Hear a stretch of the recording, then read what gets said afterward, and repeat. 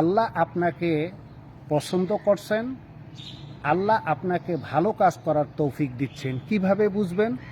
যদি আপনি ইসলামের ফরজ, ওয়াজিব, সুন্নত সহ সকল বিধান যথাযথভাবে পালন করতে পারছেন এবং ইসলামের সকল নিষিদ্ধ এবং হারাম বিষয় থেকে বিরত থাকতে পারছেন এবং ইসলামের সকল বিধানগুলো যখন আপনি পালন করতে পারেন তখন আপনার হৃদয়ে প্রশান্তি আসে।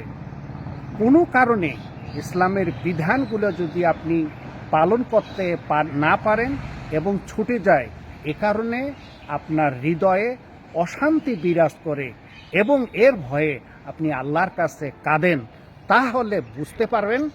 তাহলে বুঝবেন যে আল্লাহ আপনাকে পছন্দ করছেন এবং আল্লাহ রাব্বুল আলামিন আপনাকে ভালো কাজ করার তৌফিক দিচ্ছেন।